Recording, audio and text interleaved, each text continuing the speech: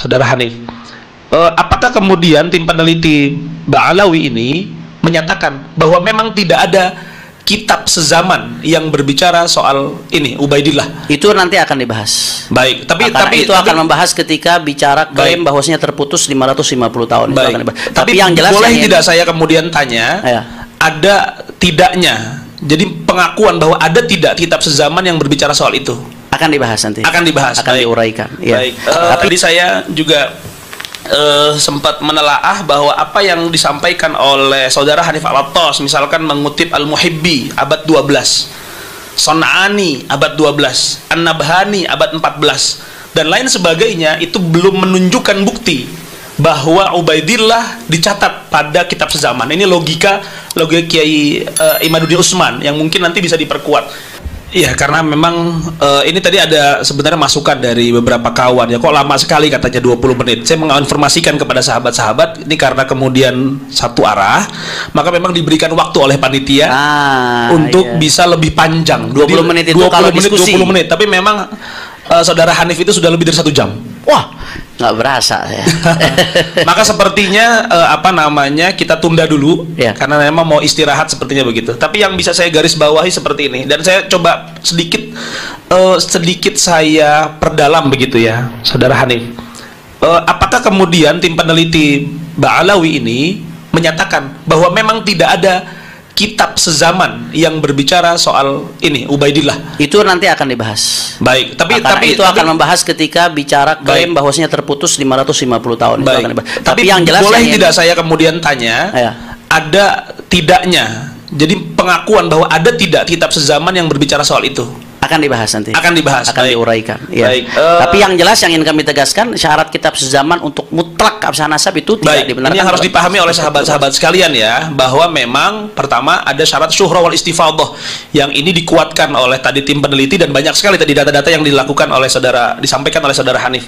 Nanti syuhra wal istifadhah ini akan terus dikuatkan. Selanjutnya begini, saudara Hanif, saya ingin bertanya dan mungkin menjadi sebuah penguat. Ya. Saudara Imaduddin Hasan mengatakan bahwa ketika ada yang inkar, maka itu tidak syuhroh. Nah itu nanti mungkin mudah-mudahan bisa diperkuat. Itu akan dibahas. Baik. Insyaallah. Terima kasih. Dan tadi saudara Hanif juga menyatakan bahwa ada perbedaan antara diksi turuk dan diksi syurut, yang ini kemudian disamakan oleh Kiai Imaduddin Hasan. Betul. Baik, terima kasih. Insyaallah kita akan mulai lagi dengan pembahasan selanjutnya, dan kita akan perkuat narasi argumentasi yang tadi sudah disampaikan, dan insyaallah mudah-mudahan sekali lagi ini untuk islah. Diskusi ini saya agak mereview sedikit. Tadi disampaikan oleh saudara Hanif Al-Attas mengenai syarat atau turuk-turuk daripada itsbat nasab yang disebutkan, dan sudah banyak data material yang disebutkan, dan ini menjadi sebuah hal yang penting karena kemudian data material inilah nanti yang bisa dikonfrontasi. Maka kalau dari pihak Kiai Imaduddin sendiri ini tidak hadir, sebenarnya sangat disayangkan sekali. Saya sangat menyayangkan sekali karena data material yang dibutuhkan itu harus dibantah dari apa yang disampaikan sama saudara Hanif Al-Attas. Tadi disampaikan lagi-lagi bahwa syarat dan turuk syuhra istifadhah menjadi sebuah hal yang penting dalam isbat nasab, dan itu yang harus kemudian digugat dari kubu Kiai Imaduddin Hasan Utsman sendiri. Baik, sebelum nanti kita akan masuk kepada sesi selanjutnya, ini kita akan melanjutkan kembali apa yang tadi disampaikan oleh saudara Hanif Al-Attas, agar kemudian sistematika berpikir bagi sahabat-sahabat sekalian itu lebih terarah. Jadi membangun fondasi dulu, ini yang kemudian ingin kita bahas, lalu biar nanti beberapa masalah-masalah terkait itu bisa lebih mudah dipahaminya. Dan sekali lagi, diskusi kali ini kita tidak membahas soal-soal yang terkait dengan isu sosial kehabaiban. Isu sosial itu tidak pernah kita bahas. Mungkin itu di sisi selanjutnya, habaib-habib yang seperti ini, yang seperti ini, yang seperti ini, itu tidak kita bahas sama sekali. Kita fokus hari ini pada permasalahan isbat nasab, metodologi isbat nasab. Itu yang kemudian fokus kita. Dan saya kembali lagi bukan menasehati ya, anggaplah kemudian memberikan saran bagi para narasumber sekalian dengan ayat Allah Subhanahu wa taala berfirman, wa qula lahu qaulan layyina la'allahu yatadzakkar aw yakhsha. Berkata yang baik, cara penyampaian yang baik, diksi kata yang kemudian dipilih adalah sebuah diksi kata yang baik, agar kemudian pihak yang memang saat ini menggugat itu yatadzakkar au yakhsha. Itu yang terpenting agar kemudian tercipta rekonsiliasi di antara kita bersama. Baik, saya persilahkan kepada saudara Hanif Al-Attas untuk bisa melanjutkan apa yang tadi disampaikan. Terima kasih. Assalamualaikum warahmatullahi wabarakatuh. Alhamdulillah wassalatu wassalamu ala Rasulillah wa ala alihi wasahbihi man wala. Sebelumnya saya minta maaf kepada pendengar sekalian ya, karena ini formatnya bukan diskusi dua arah, maka berubah jadi format seminar ini. Karena yang kita tunggu-tunggu nggak datang, sehingga saya minta maaf kalau saya ngambil waktu agak panjang, karena seperti yang tadi kami gambarkan, analogikan, ini saya membangun pondasi, nanti akan ada bangunan-bangunan oleh kawan-kawan yang dibangun di atas pondasi tersebut, sehingga mohon dimaklumi sedikit kalau ini agak panjang. Dan kelihatannya karena seruannya 3 hari 3 malam, jadi kami persiapannya 5 hari 5 malam ini bahannya. Jadi mohon maaf kalau agak panjang seperti itu. Jadi tadi kita kembali penyimpangan pertama, kita udah sepakat ya, ternyata ulama itu, ratusan ulama itu yang dulu sudah benar, mereka tuh nggak meleset, sudah betul. Tapi kenapa kok Imat bisa begitu yakin hanya dia yang benar, semua ulama salah? Sehingga dari sini kita bisa kesimpulkan sudah jelas-jelas dia yang menyimpang. Salah satu tadi itu diantaranya dia mengabaikan dan menabrak tatanan ilmu nasab. Saya tadi udah tegaskan masalah syarat sezaman yang itu merupakan syarat mutlak kata Imat dan kawan-kawan, itu adalah syarat yang dibuat-buat. Kalau ada kitab sezaman ya boleh-boleh saja, bagus-bagus saja, tapi itu bukan syarat mutlak yang kemudian karena nggak ada kitab tersebut lalu dianggap nasab tidak tersambung. Tadi kita sudah uraikan panjang lebar, saya kira yang masalah itu sudah tuntas. Kemudian di antara kaidah nasab berikutnya yang diabaikan, saudara Imat ini selalu mengatakan nasab habaib ba'lawi mardudun batil, tertolak, batal. Bahkan mustahil. Mustahil tersambung. Nah, ini nih lagi-lagi hal ini timbul karena mengabaikan klasifikasi nasab menurut ulama nasab. Ini penyimpangan terkait ilmu nasab juga. Kalau orang paham ilmu nasab ini basic sekali, hampir di semua kitab teori nasab ini yang dijadikan rujukan oleh Imat disebutkan ya, nasab itu ya setidak-tidaknya ada beberapa klasifikasi, ada beberapa perincian, saya ambil secara global. Setidak-tidaknya ada 4 bagian. Ada yang namanya nasab sahih atau nasab thabit. Nasab sahih ini adalah nasab alladzi ta'akkada thubutuhu bisilsilatin sahihah. Nasab yang telah dipastikan kebenarannya melalui rantai yang sah, ya, mujma'un ala sihhatiha min qibalin nasabin al-muhaqqiqin, yang disepakati keabsahannya oleh para nasabah yang muhakkik. Di sini maksudnya disepakati setiap nasabah yang membahas nasab tersebut menganggap sah. Nah, kalau yang nggak bahas ya layun sabuli sakitin qaulun, kalau yang nggak bahas ya berarti dia nggak ada pendapat. Ini kita bicara setiap ulama nasab yang ngebahas nasab tersebut menganggap itu sah. Nah, itu nasab yang seperti ini dianggap sebagai nasab sahih atau disebut juga sahihun thabit. Itu yang pertama. Dan para ulama dengan kesaksian mereka mengatakan nasab ba'lawi termasuk kategori ini, karena semua nasabah yang bahas nasab ba'lawi menganggap ini nasab sah. Nggak ada satupun nasabah yang bahas nasab ba'lawi kemudian menganggap nasabnya tidak sah, sehingga dia masuk kategori yang pertama. Kemudian yang kedua ada nasab masyhur. Saya kasih ringkasnya, singkatnya. Nasab masyhur ini adalah nasab yang terkenal, syuhra wal istifadhah di kalangan banyak orang, ya, apalagi di kalangan kabilah itu sendiri. Hanya saja sekelompok orang yang sudah masyhur ini nggak tahu cara ketersambungannya bagaimana. Misalkan contoh, ada sekelompok orang yang memang sudah dikenal secara turun-temurun sebagai Al-Husaini misalkan, tapi ini nggak ada yang ingkar mereka ini keluarga Al-Husaini, tapi amudun nasabnya, silsilah nasabnya itu sulit untuk ditemukan data ketersambungannya di tengah kepopulerannya. Atau contoh, ada satu keluarga terkenal turun-temurun sebagai Ali Drus, tapi nggak ada amudun nasab yang bisa diverifikasi yang dipastikan itu Ali Drus. Untuk Ali Drusnya itu ke Sayyidina Abdullah Ali Drus nyambungnya dari mana? Fulan bin Fulan bin Fulan bin Fulan. Nah itu nggak lengkap.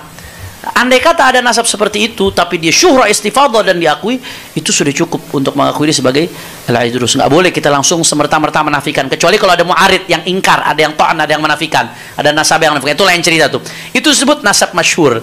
Jangankan nggak disebutin sumbernya, jangankan salah satu nggak disebutkan. Ini nggak ketemu jalurnya. Tapi karena syuhra istifadah masih diakui tetap. Nah, begitu juga yang ketiga, tingkatan yang ketiga ini nasab yang makbul. Nasab makbul yang seperti apa? Makbul itu alladzi athbatahu qaumun min nafsil qabilah alladzina hum ashabus syan wa nafahu qaumun min nafsi tilkal qabilah fal itsbat wan nafi fihi mutasawiyan. Maaf saya interupsi Habibna. Kalau kemudian ibarah-ibarah Arabnya tidak perlu disebutkan, biar langsung penjelasan saja. Kan data materialnya sudah ditampilkan di. Baik. Terima kasih. Nasab yang makbul ini nasab yang diitsbat oleh sekelompok orang dari suku tersebut yang mengerti tentunya. Kalau yang nggak mengerti nggak dianggap. Kemudian dinafikan oleh sekelompok lain. Jadi ada tarik, ada yang mengitsbat, ada yang menafi. Itu masih disebut makbul, masih bisa diterima. Ada ikhtilaf antar nasabah, itu nggak langsung semerta-merta mardud.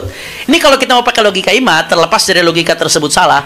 Andai lau salamna syajarah mubarakah itu yang dianggap mu'arid itu nafi. Satu, itu nafinya bukan dari nafsul qabilah. Yang kedua, andai pun mau dianggap mu'arid, andai dia mau anggap seandai, itu iftirat, jangan dipotong. Ini iftirat. Andai kata ada satu nasab mukhtalafun fi, itu masih disebut makbul. Nggak boleh langsung semerta-merta disebut mardud. Apalagi kalau nggak ada yang ingkar seperti nasab Ba'alawi. Makanya disebut sahih oleh para ulama. Nah, jadi yang mardud itu seperti apa? Nah, di sini disebutkan mardud itu kalau ada orang ya ngaku ke satu kabilah dibuat-buat, kemudian kabilah tersebut menafikan. Ada orang ngaku kepada sebagai Al-Attas misalkan. Nah, Habib Ahmad bin Muhammad Al-Attas yang ngerti nasab Al-Attas bilang, ente nggak mungkin Al-Attas nih, secara hitung-hitungan nggak mungkin, secara begini-begini. Al-Attas sendiri nolak, abah ente itu bukan Al-Attas, kok bisa ente jadi Al-Attas? Itu namanya mardud. Ada orang ngaku misalkan keturunan Sultan Hasanuddin.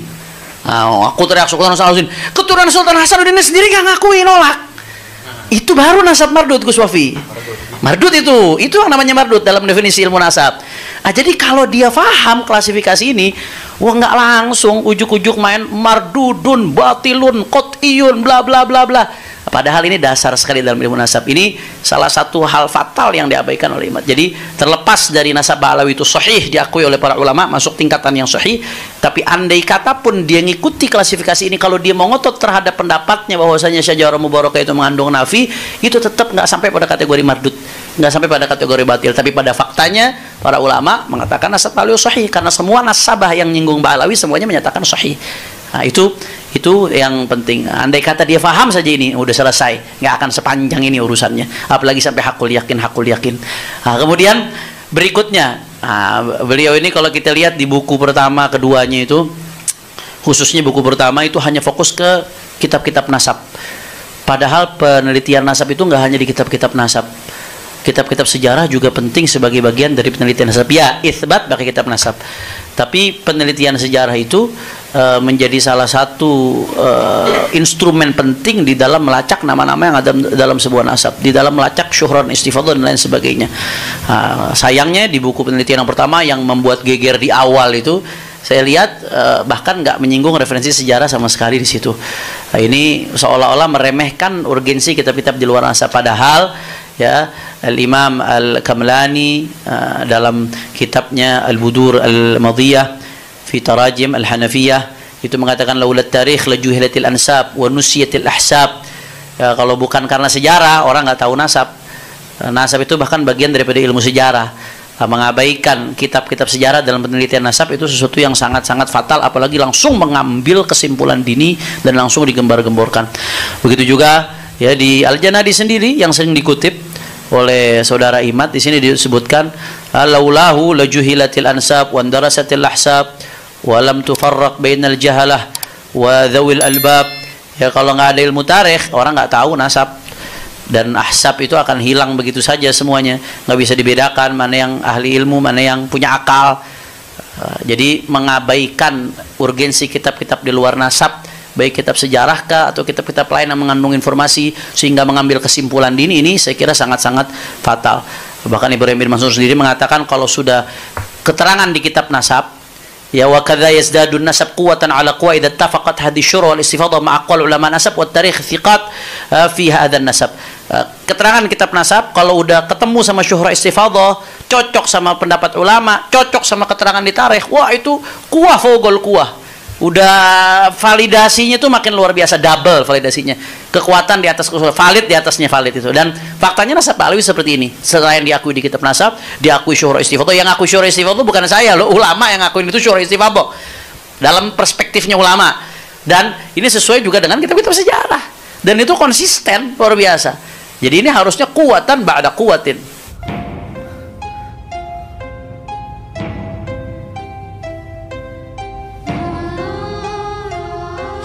Assalamualaikum warahmatullahi wabarakatuh. Alhamdulillah rabbil alamin.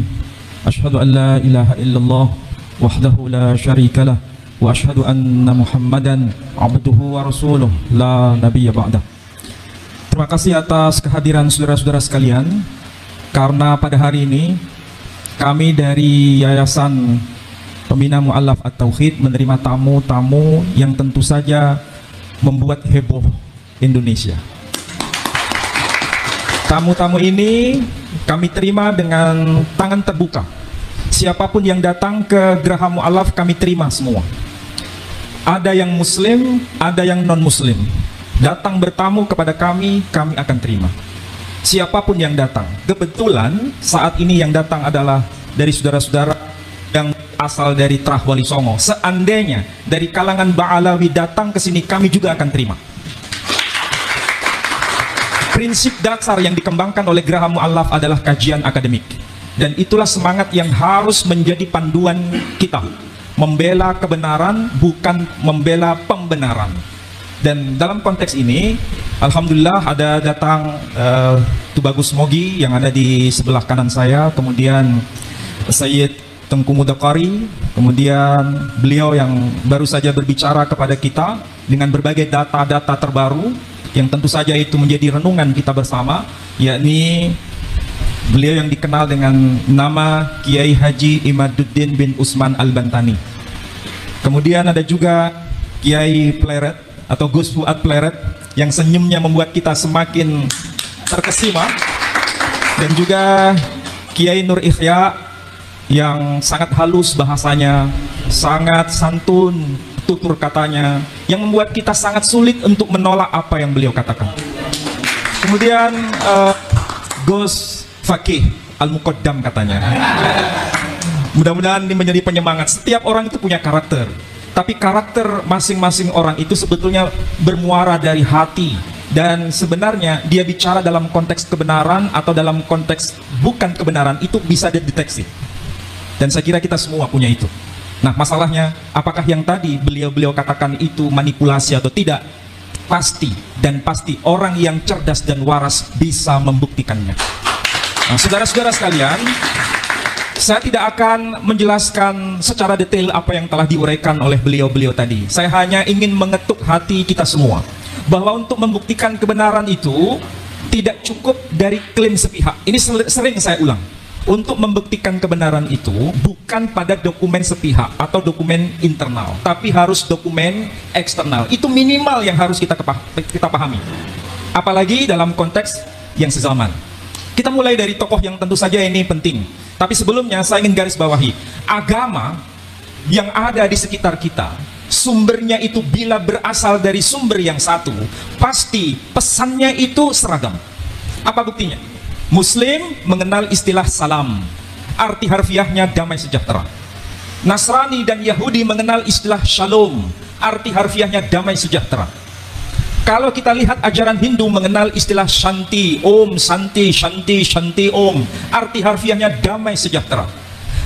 Buddha kita kenal dengan istilah syadu, syadu, syadu, arti harfiahnya damai sejahtera.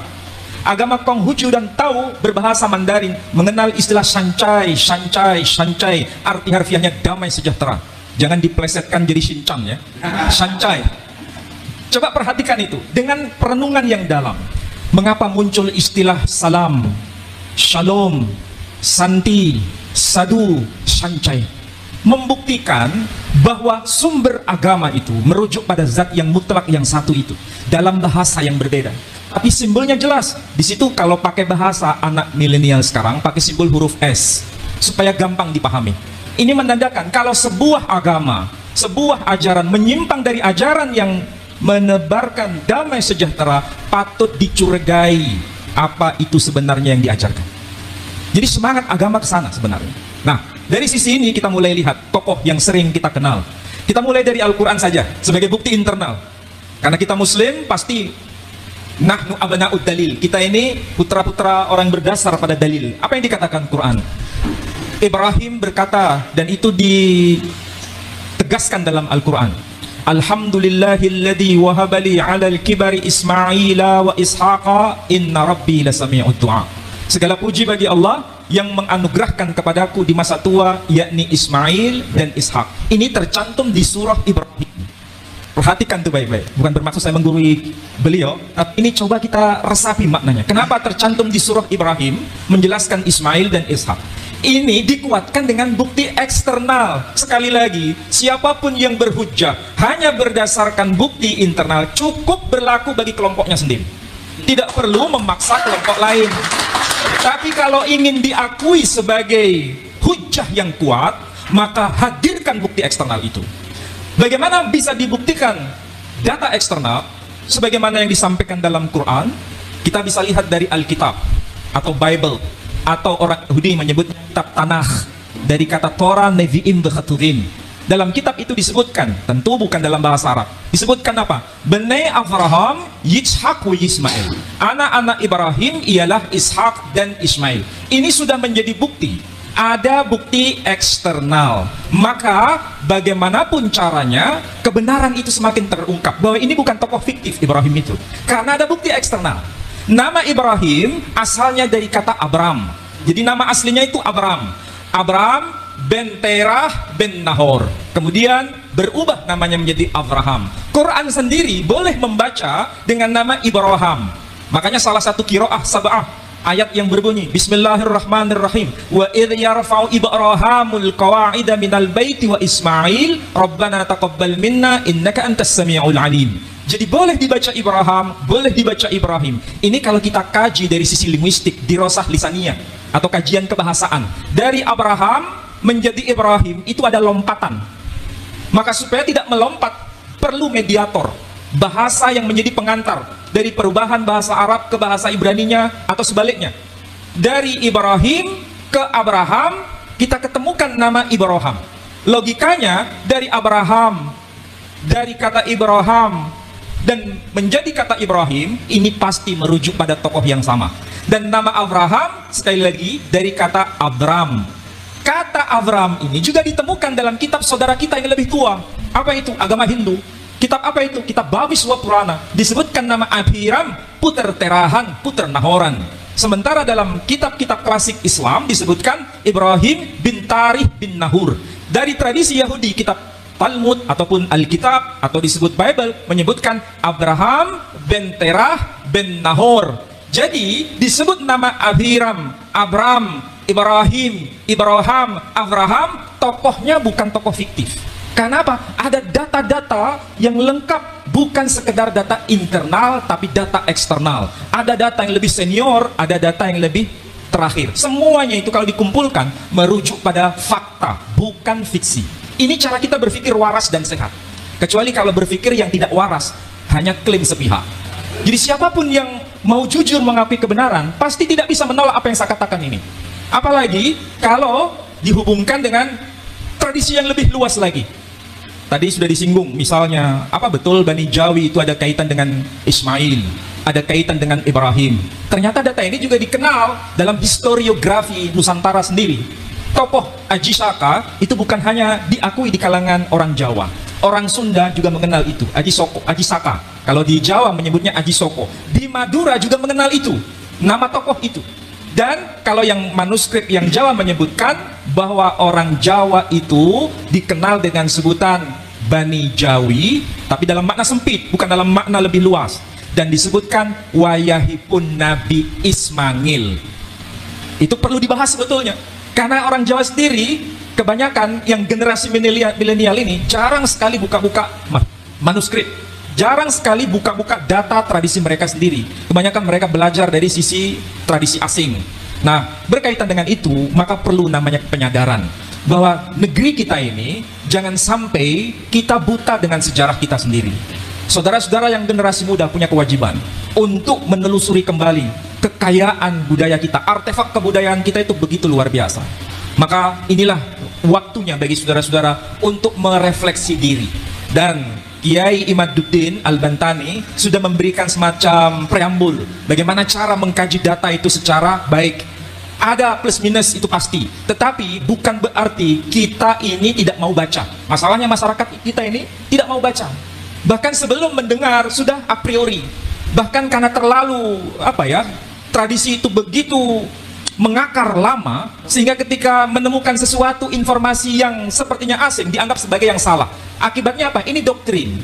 Agama itu tidak hanya dalam konteks doktrin, tapi juga pertanggungjawaban ilmiah. Saya yakin saudara-saudara yang ada di depan saya dan para ulama yang ada di samping kanan dan di samping kiri saya ini punya kewajiban moral untuk memberikan penyadaran kepada anak-anak muda, kepada bangsa besar ini, supaya beragama bukan sekedar doktrin, apalagi halu, itu sangat-sangat tidak berkenan. Maka yang penting adalah bagaimana beragama dengan pertanggungjawaban moral, sehingga menjelaskan Islam itu dengan cara yang benar, menjelaskan Islam itu dengan cara yang benar-benar akademik dari bukti internal dan bukti eksternal. Itu minimal. Dan tentu saja ini tidak mudah. Perlu pertanggungjawaban studi yang semakin meningkat dari hari demi hari. Saya kira demikian yang bisa saya tambahkan. Saya tidak bermaksud untuk mengulang kembali, tapi saya hanya memberikan semacam informasi secuil saja yang bisa bermanfaat untuk saudara-saudara sekalian. Saya kira demikian. Wassalamualaikum warahmatullahi wabarakatuh. Waalaikumsalam warahmatullahi wabarakatuh.